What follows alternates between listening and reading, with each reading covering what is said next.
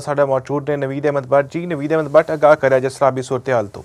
ਜੀ ਬਿਲਕੁਲ ਇੱਕ ਵਾਰੀ ਫਿਰ ਭਾਰਤ ਨੇ ਆਬੀ ਜਾਰੀਤ ਕਰਦੇ ਹੋਇਆਂ ਦਰਿਆ ਚਨਾਬ ਦੇ ਵਿੱਚ ਪਾਣੀ ਛੱਡ ਦਿੱਤਾ ਹੈ, ਜਿਹਦਾ ਇੱਕ ਨਿਚਲੇ ਦਰਜੇ ਦਾ ਸੈਲਾਬ ਕਿਹਾ ਜਾ ਸਕਦਾ ਹੈ। ਇਸ ਵਕਤ ਹੈਡ ਖਾਨਕੀ ਤੇ ਤਕਰੀਬਨ 5.5 ਲੱਖ ਕਿਊਸਕ ਦੇ ਕਰੀਬ ਜਿਹੜਾ ਪਾਣੀ ਦਾ ਰੇਲਾ ਗੁਜ਼ਰ ਰਿਹਾ ਹੈ, ਜਿਹਨੂੰ ਨਿੱਚੇ ਦਰਜੇ ਦਾ ਸੈਲਾਬ ਵੀ ਕਿਹਾ ਜਾ ਸਕਦਾ ਹੈ। ਇੰਤਜ਼ਾਮੀਆ ਹਾਈ ਅਲਰਟ ਹੈ ਤੇ ਆਸ-ਪਾਸ ਦੇ ਜਿਹੜੇ ਜਿੰਨੇ ਗਾਉਂ ਦਿਹਾਤ ਨੇ ਉਹ ਖਾਲੀ ਕਰਾ ਕੇ ਕਿਸੇ ਮਹਿਫੂਜ਼ ਮਕਾਮਾਂ ਤੇ ਪਹੁੰਚਾਉਣ ਦੀ ਕੋਸ਼ਿਸ਼ ਕਰ ਰਹੀ ਹੈ ਤੇ ਲੋਕਾਂ ਨੂੰ ਬਾਰ ਐਲਾਨ ਵੀ ਕਰ ਰਹੀ ਹੈ ਕਿ ਇੰਤਜ਼ਾਮੀਆ ਨਾਲ ਤਾਮਨ ਕਰੋ ਤਾਂ ਕਿ ਇਸ ਨਾਗਹਾਨੀ ਸੂਰਤ ਹਾਲ ਤੋਂ ਬਚਿਆ ਜਾ ਸਕੇ। ਮੈਂ ਇੱਥੇ ਵੀ ਕਹਿਣਾ ਜ਼ਰੂਰੀ ਸਮਝਦਾ ਵਾਂ ਕਿ ਚੰਦ ਦਿਨ ਪਹਿਲੇ ਜਿਹੜਾ ਇੰਡੀਆ ਨੇ ਪੌਣੇ 11 ਲੱਖ ਕਿਊਸਕ ਦਾ ਇੱਕ ਪਾਣੀ ਦਾ ਰੇਲਾ ਛੱਡਿਆ ਸੀ, ਉਹ ਇਸ ਦਰਿਆ ਚਨਾਬ ਦੇ ਆਸ-ਪਾਸ ਦੇ ਜਿੰਨੇ ਗਾਉਂ ਨੇ ਉਹ ਗਾਉਂ ਨੂੰ ਬਹਾ ਕੇ ਲੈ ਗਿਆ ਔਰ ਉਸ ਤੋਂ ਇਲਾਵਾ ਜਿਹੜੇ ਨੇ ਮਾਲ ਮਵੇਸ਼ੀ ਲੋਕਾਂ ਦੇ ਜਿਹੜੇ ਨੇ ਉਹ ਵੀ ਦਰਿਆ ਬੁਰਦ ਹੋ ਗਏ। ਹੁਣ ਇਸ ਵਕਤ ਸਭ ਤੋਂ ਵੱਡਾ ਚੈਲੰਜ ਜਿਹੜਾ ਹੈ ਮਾਲ ਮਵੇਸ਼ੀ ਦੇ ਚਾਰੇ ਦਾ ਹੈ ਤੇ ਲੋਕਾਂ ਦੇ ਖਾਣ ਪੀਣ ਦਾ ਬੰਦੋਬਸਤ ਹੈ।